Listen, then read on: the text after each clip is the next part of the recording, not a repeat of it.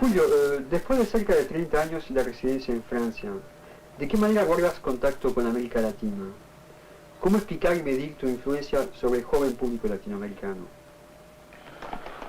Bueno, aparte de otros contactos de los que tal vez hablaremos después, yo creo que el contacto más profundo es lingüístico. Es decir, que yo sigo escribiendo en argentino, o sea, en ese español que hablamos y escribimos en mi país, y eso crea naturalmente un contacto, una correspondencia inmediata entre lo que yo hago y mis lectores. Es decir, que la mayoría de mis libros yo los he escrito en Francia y sin embargo podría haberlos escrito en Buenos Aires o en Guatemala porque ya sabes que no hago demasiada diferencia por lo que se refiere a América Latina. Y entonces el puente es un puente lingüístico que se mantiene. Ahora, en cuanto a la influencia sobre los jóvenes, yo creo que esa influencia viene de una paradoja, del hecho de que yo nunca busqué tener la menor influencia en los jóvenes. Estoy convencido de que los escritores que se proponen un determinado mensaje con respecto a los jóvenes, en general escriben cosas mediocres, y los jóvenes no reaccionan como los autores quisieran. Lo que yo he hecho en la mayoría de mis libros es dejar salir, manifestar una problemática, una angustia, un cuestionamiento personal como latinoamericano que ha encontrado un eco en esa misma problemática o una problemática equivalente de los jóvenes latinoamericanos, y el contacto se ha dado de manera espontánea y yo te diría automática. No ha habido ninguna intención deliberada de mi parte y los jóvenes lo saben muy bien y lo sienten. Se ha hablado siempre y se sigue hablando en América Latina del compromiso del artista respecto a la realidad política. ¿Cuál es tu posición al respecto? Se ha hablado tanto de esta cuestión del compromiso del escritor que me haces acordar ahora a un humorista latinoamericano que dijo que los escritores en vez de comprometerse tanto harían mejor en casarse. Yo desde ese punto de vista estoy casado y entiendo que la noción de compromiso es una noción muy seria, pero que se ha prestado y se presta a muchos malentendidos. Yo me limito a dar mi punto de vista, que consiste en sostener muy sencillamente y muy claramente que el compromiso central, capital de un escritor es ser un escritor dando el máximo de sus posibilidades, haciendo todo lo que pueda hacer como escritor, porque esa es su manera natural y su máxima posibilidad de transmitir elementos que, en definitiva, son elementos revolucionarios en la medida en que actúan sobre su pueblo, llegan como levadura a su pueblo y ayudan a cuestionar, a crear problemas, a resolverlos muchas veces, y en todo caso a compartir puntos de vista que no siempre son bien analizados y bien criticados y bien conocidos.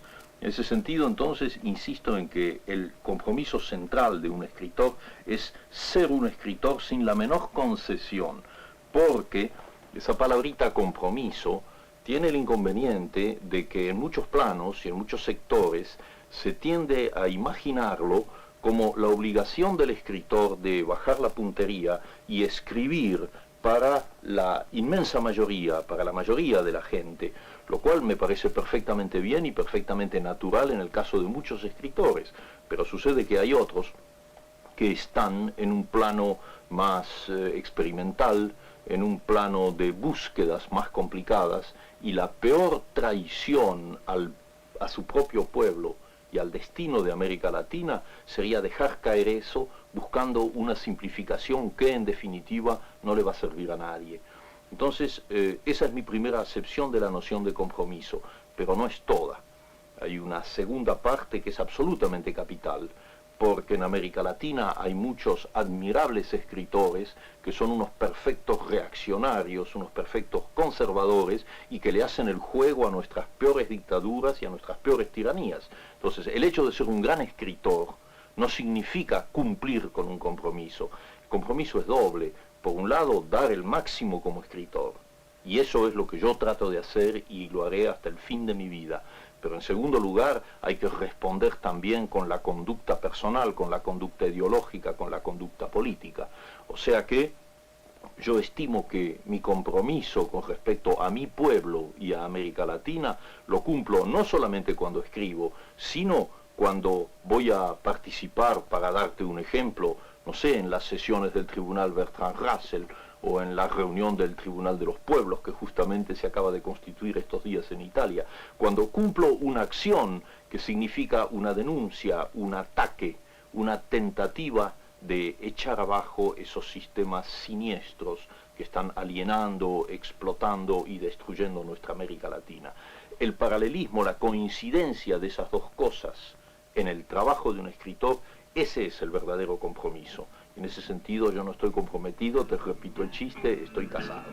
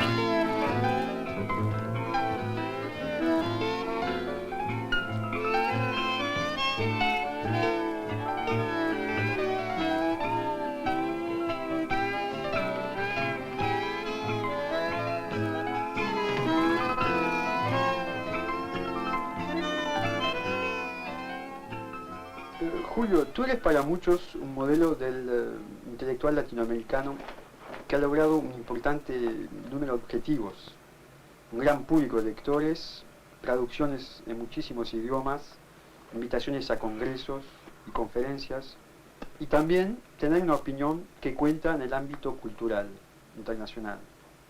Casi podríamos decir una especie de embajador.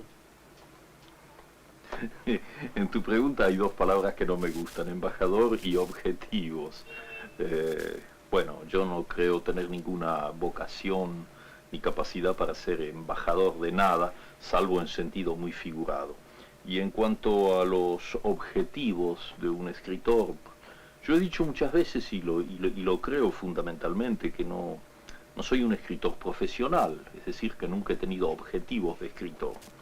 Los libros me han llegado porque en determinados momentos sentía la necesidad de escribirlos y se han ido acumulando. Pero, dicho eso, es evidente que en la actualidad soy, como tú lo dices, un escritor muy leído, tanto en América Latina como en Europa. Y entonces ahí sí hay un objetivo que yo puedo cumplir, que ya no tiene nada que ver con la literatura misma, porque en ese plano yo sigo considerándome un aficionado que escribe cuando le da la gana. Pero sí hay un objetivo que yo puedo cumplir y que forma parte de mi compromiso como latinoamericano con la causa de nuestros pueblos. Sería culpable, me sentiría profundamente culpable, si teniendo la posibilidad de hacer llegar con una facilidad que otros no tienen, todo tipo de mensajes, todo tipo de ideas e incluso todo tipo de acciones, yo no lo hiciera. Eso, si yo me refugiara en una torre de marfil, si me limitara a ser un escritor por mi placer de ser escritor, entonces no cumpliría con mi deber, no cumpliría con eso que hemos calificado de compromiso. En ese plano, entonces, sin ningún objetivo literario y sin ninguna embajada, es cierto que puedo utilizar y utilizo el hecho, por ejemplo, de que mis libros hayan sido traducidos en tantos idiomas, porque cada una de esas traducciones es una frontera que se abre hacia una cultura diferente. Y si esa frontera se abre y los lectores de ese país me conocen a mí, y cuando digo me conocen a mí me refiero además a todos mis colegas latinoamericanos que puedan ser traducidos, y hay muchos que son traducidos y cada día más, puesto que hay un gran interés por nuestras letras. Eso sí es un trabajo útil, porque inmediatamente hay todo un pueblo, toda una cultura que por la puerta de nuestros libros entra en nuestra problemática, entra en nuestras angustias, en nuestros deseos, en eso que llamábamos la búsqueda de identidad, y entonces son pueblos a los cuales se les puede hablar, y ahí entra el Julio Cortázar que va al Tribunal Russell, o que va a un congreso en Polonia, o que va a un congreso en Italia, porque estoy hablando ahí con gente que ya nos conoce, no digo ya que me conoce, que nos conoce como latinoamericanos. Entonces el contacto es fácil. Y de ahí salen entonces grupos decididos a luchar también contra las dictaduras latinoamericanas, que pueden proporcionar apoyos de todo tipo, ideológico, incluso apoyos de tipo práctico. Vos ves que en ese sentido, bueno, sí, los objetivos trato de cumplirlos, y me siento muy contento como, por ejemplo, como en el caso de Polonia, ya que lo citaba. En Polonia hay una editorial en Cracovia que ha editado ya 100 libros de autores latinoamericanos. Es un caso realmente extraordinario, porque hay muchos países del occidente que se jactan de sus industrias editoriales y que no tienen ni un solo editor que haya editado 100 libros de nosotros. Pues en Cracovia lo han hecho, y entonces todo el pueblo polaco está leyéndonos a los latinoamericanos con un enorme interés. Eso significa alianzas, alianzas ideológicas, alianzas en el plano de la libertad, alianzas en lo que estamos necesitando en esta hora tan dura para América Latina, donde predominan las dictaduras, donde el exilio es lo que tratábamos de decir hace un minuto. Bueno, entonces te acepto lo de embajador y lo de objetivos, pero así solamente en un plano figurativo.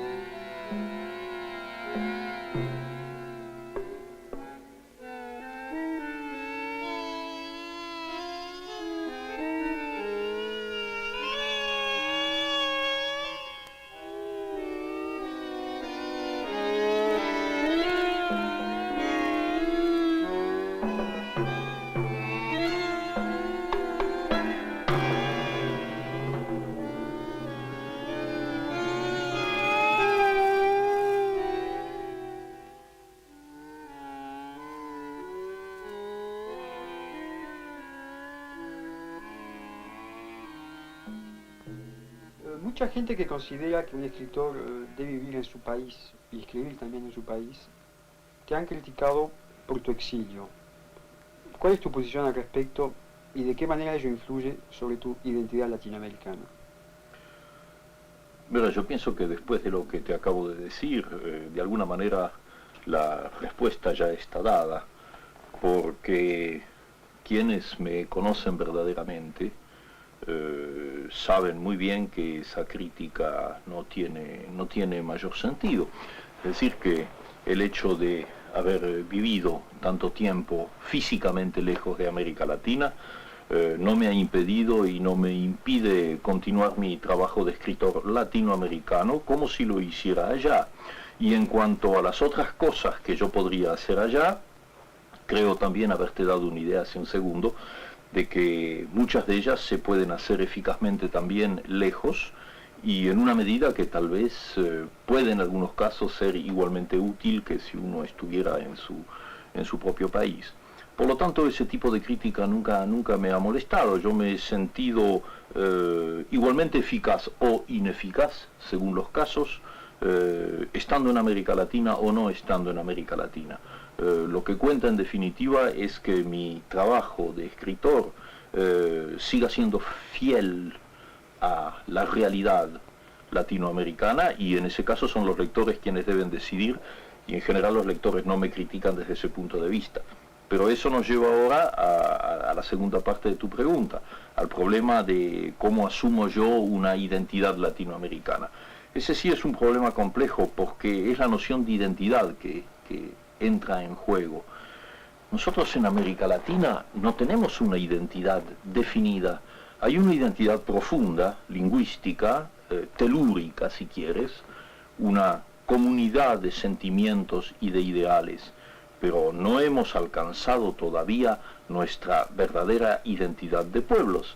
En la medida en que sigamos siendo manipulados y colonizados y explotados, por un lado por el imperialismo norteamericano, por otro lado por las dictaduras que en este mismo momento están haciendo lo que tú sabes muy bien en América Latina, nuestra identidad es una identidad un tanto ideal, es un deseo de identidad, pero que no está plenamente logrado. Cada movimiento revolucionario, cada tentativa de liberación, pienso en este mismo instante lo que está sucediendo en Nicaragua, eso es un impulso hacia la identidad. Yo soy profundamente optimista en ese plano y sé que vamos a conseguirla, en el plano individual y en el plano colectivo, en el plano de los pueblos. De manera que yo considero que la identidad es una palabra de lucha, es una consigna, no es una cosa que hayamos conseguido, todavía no la tenemos esa identidad. Estamos aislados, balcanizados, compartimentados, nos destruimos entre nosotros en querellas absurdas. Y el resultado es que la identidad sigue siendo un ideal, pero tengo también la convicción de que todo lo que ha sucedido en América Latina a lo largo de este siglo muestra que hay un proceso irreversible y que vamos camino de nuestra identidad, un camino que está costando mucha lucha, que está costando mucha sangre y que en definitiva es sin embargo un camino que ya está de alguna manera trazado en el tiempo y que, te repito, es irreversible.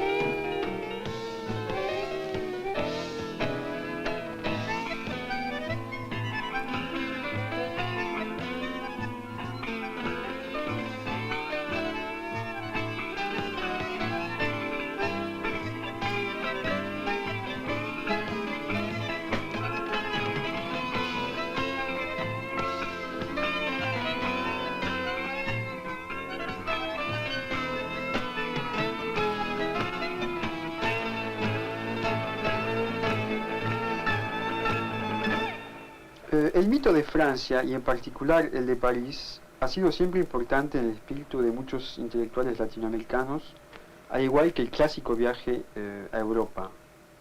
Sin embargo, la realidad a menudo se ha mostrado muy dura y la frustración grande. ¿Cuál es tu parecer al respecto, Julio?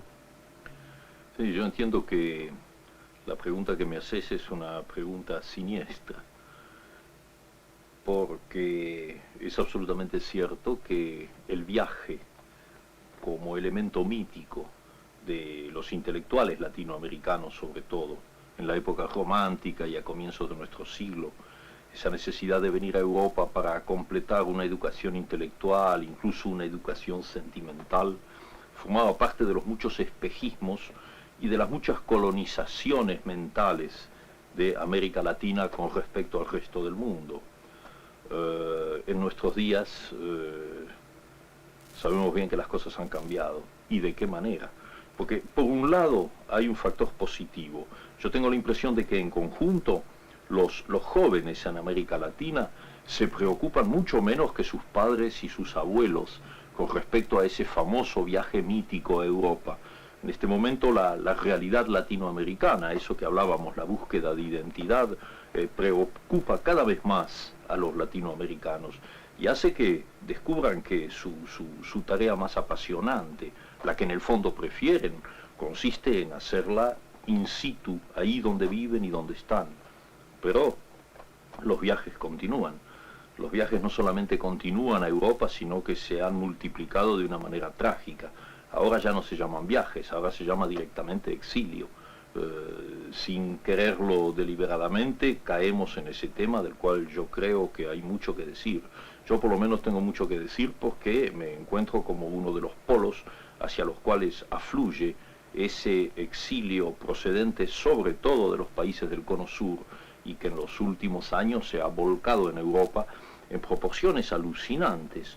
Cuando yo voy a España y me paseo por Madrid o Barcelona y empiezo a darme cuenta de la cantidad de uruguayos, de la cantidad de chilenos, de la cantidad de argentinos que están allí, están viviendo allí en condiciones en la mayoría de los casos malas, muchas veces peligrosas, y en todo caso dentro de esa angustia que produce siempre el exilio, pienso con alguna ironía en la diferencia entre los antiguos viajes a Europa, que eran los agradables viajes de placer, y este viaje que supone una diáspora, que supone una ruptura brutal hacia destinos que en la mayoría de los casos son negativos. Todo este tema del exilio me toca a mí particularmente porque desde luego aquí en Europa muchos somos, desde el punto de vista de organizaciones, de conjuntos de gente de buena voluntad que ensaya en la medida de lo posible superar los problemas personales de los exilados, pero que solo lo consiguen en una escala sumamente pequeña. Ahora, si este problema del exilio lo miramos del otro lado, por ejemplo con respecto a mi país, el elemento trágico se vuelve casi insoportable, porque hay que pensar en una cosa que muchos olvidan. Los exilados argentinos, por ejemplo, son prácticamente todos intelectuales, científicos, es la gente que constituía los mejores valores argentinos. Y todos ellos han tenido que salir porque su vida estaba en peligro, su libertad estaba en peligro. Cientos de miles están fuera de la Argentina. Pero entonces es un fenómeno de doble exilio porque por un lado ellos están físicamente exilados en los países de Europa, pero el pueblo argentino es el verdadero exilado en la medida en que en este momento no puede conocer, no puede aprovechar, no puede vivir el trabajo de creación de músicos, de cineastas, de actores, de novelistas, de toda la gente que antes trabajaba en la Argentina. ¿Quiénes quedan en la Argentina? Bueno, hay mucha gente de valor en la Argentina, desde luego, pero lo más importante, lo más fecundo, lo que realmente daba una dinámica al país, ha tenido que irse, porque justamente esa dinámica era una dinámica de oposición y de protesta contra la dictadura. Entonces hay un doble exilio, los que están afuera y los que se han quedado adentro. Hay un exilio físico que es el nuestro, los que no podemos volver allá, pero luego hay algo peor, que es lo que yo llamo el exilio cultural. A mí no me gusta autocitarme, pero mi último libro de cuentos fue prohibido en la Argentina. Eso es lo que yo llamo exilio cultural. 20 millones de personas no pueden leer un libro mío. Cuando digo un libro mío, amplifico y pienso en todo el trabajo creador de los miles y miles de exilados que están en el mundo.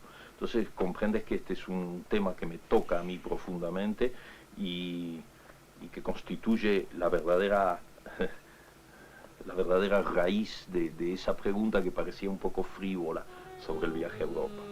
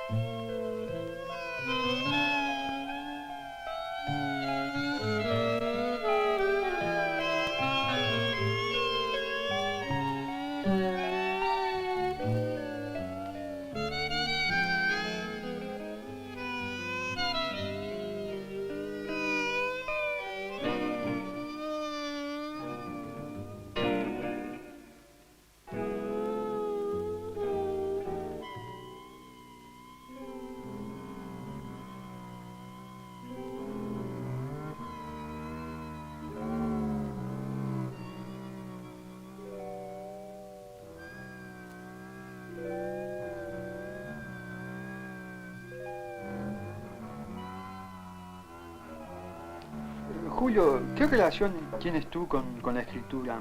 ¿De qué manera trabajas materialmente? Yo no tengo ninguna relación con la escritura. Es la escritura que tiene relaciones conmigo. Invierto la fórmula porque es cierto. En general yo estoy en un estado de disponibilidad y luego estoy en el ómnibus o en la calle o tomando un café y bruscamente hay algo que me incita a escribir. Yo siento que no me pertenece a mí eso, es algo que viene desde fuera o probablemente desde dentro, pero siempre me da la impresión de venir desde fuera, como si escuchase una música. Ahora, esa música toma enseguida la forma de palabras, una primera frase, una primera idea, incluso una imagen, una imagen que se va a convertir en un personaje. Y entonces lo único que me queda es obedecer. Y a partir de ese momento soy un poco, digamos, el medium de eso, es decir, que tengo obligadamente que ir a mi máquina de escribir, yo escribo a máquina, y empezar a trabajar. Pero el primer impulso no tengo nunca la impresión de que es mío, sino que me viene como desde fuera, como desde otra dimensión. Ahora, claro, la segunda parte de tu pregunta se tiene que ajustar lógicamente a eso. ¿Cómo trabajo? Bueno, ya te dije que no me considero un profesional, soy muy vago, es decir que puedo pasar mucho tiempo sin escribir y después de golpe puedo estar obsesionado durante un mes y muchos meses con una novela o con una serie de cuentos que vienen en forma de ciclo. Pero es sumamente irregular, no tengo esa disciplina, muy admirable por lo demás, de escritores que todos los días a las 9 de la mañana se ponen en su máquina hasta las 2. Me resultaría completamente inconcebible ese tipo de trabajo. Soy una especie de francotirador de la literatura. Hago las cosas cuando me vienen y cuando el impulso es más fuerte que yo. Pero no lo hago nunca de una manera profesional. Y claro, entonces es un placer. Por eso creo que siempre he insistido mucho en los aspectos lúdicos de la literatura. Para mí no es esa especie de drama del que hablan muchos escritores, y supongo que honestamente, para quienes escribir es una tortura, un sufrimiento, no. Para mí la literatura, la escritura es un poco como el amor, es un placer, es un juego lúdico al que me doy. Ahora, dentro de eso entra el drama, entra el sufrimiento, entra todo lo que quieras, como sucede también en el amor, por ejemplo. De modo que, en definitiva, yo entiendo que hay un puente muy estrecho en mí entre la literatura y el erotismo. Son juegos muy parecidos. El público te conoce sobre todo por tus cuentos y por tus novelas. ¿Puedes tú decirnos cuáles son las técnicas de cada género y las dificultades intrínsecas de cada uno de ellos en su proceso de creación? Menuda pregunta, pero en fin, se puede contestar un poco con imágenes, con figuras. Yo lo he dicho, además, ya lo he escrito y repito una cosa que sigo creyendo. O sea que para mí el cuento lo he visto siempre como una esfera. Es decir, es una forma cerrada y para mí un cuento solo es perfecto cuando se aproxima a esa forma perfecta en la que no puede sobrar nada y en la que cada uno de los puntos exteriores tiene que estar a la misma distancia del centro. En cambio la novela la veo como un árbol. Si tienes un tronco del cual salen ramas, o sea que se puede bifurcar, la rama a su vez se divide en subramas. O sea que el cuento es un orden cerrado para mí y la novela es realmente el orden abierto. Eso supone lógicamente técnicas muy diferentes. En el caso del cuento tiene que existir desde la primera palabra, tiene que estar ya de alguna manera contenida la última, aunque en mi caso yo nunca la sé. Yo no sé cómo van a terminar mis cuentos, pero sé de todas maneras que se va a cerrar, que se va a completar como el vuelo de un boomerang. En cambio, la técnica en la novela, y esa es la gran maravilla también de la novela, es que siendo abierta, tú te lanzas y los personajes comienzan a vivir un poco por su cuenta, como le pasó a Cervantes con el Quijote, más que conocido el ejemplo, y me pasó a mí con muchos personajes. Entonces hay la cosa maravillosa de la novedad, de lo inesperado, el pensar que ibas a ir en una determinada dirección y el arbolito te saca una rama o una flor por otro lado. Así que el cuento es la exigencia, tiene algo de fatal. Y en cambio la novela te da la compensación de la improvisación, de la libertad. Es la diferencia entre el jazz tradicional, que sería el cuento, o la música de cámara, una sonata, y el free jazz, o las formas actuales de música completamente abiertas.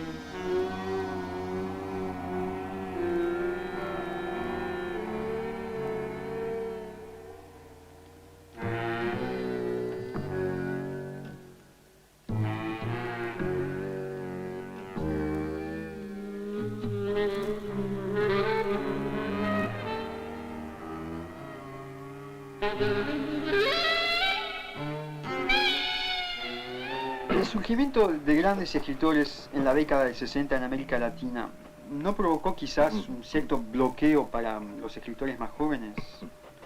A tu parecer, ¿pueden surgir nuevas formas literarias, una nueva generación de escritores?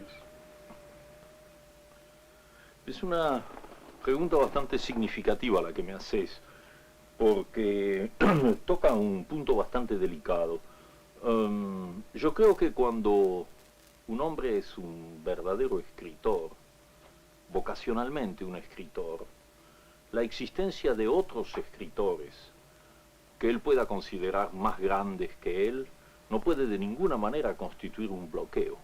Muy al contrario, un hombre que tiene algo que decir, que es verdaderamente un escritor, se queda perfectamente indiferente ante el hecho de que haya otros escritores que lo rodean. Cada vez que alguien, joven o no joven, me ha dicho eso, me ha dicho que se sentía bloqueado por la presencia de los famosos autores del boom, yo he pensado interiormente que ese hombre no era un escritor auténtico y que haría mucho mejor en dedicar su vida a otras actividades y no a la literatura. De manera entonces que no pienso en absoluto que la existencia de escritores muy destacados en América Latina pueda constituir un freno o un bloqueo para los otros. Tan es así, y me alegro de poder decirlo, que en este momento, después del tan alabado boom, en este momento hay una promoción, hay una generación de escritores latinoamericanos en todos los países que están demostrando sus calidades en el plano de la poesía, de la novela, del teatro, del cuento, y lo están demostrando muy bien. Son, desde luego, menos conocidos que los grandes autores del boom, incluso por razones editoriales, porque todo eso entra en un mecanismo de tipo comercial y de editorial. Pero lo que yo he leído y leo de ellos, puesto que todos ellos me envían sus libros, me prueba que es simplemente una cuestión de tiempo y que ellos son la nueva generación que va a reemplazar a los Asturias y a los García Márquez en un nivel que puede ser igual o superior. Eso ya no tiene demasiada importancia. De manera que la noción de bloqueo a mí me parece siempre una especie de excusa, una especie de coartada para justificar o bien un resentimiento o bien una incapacidad.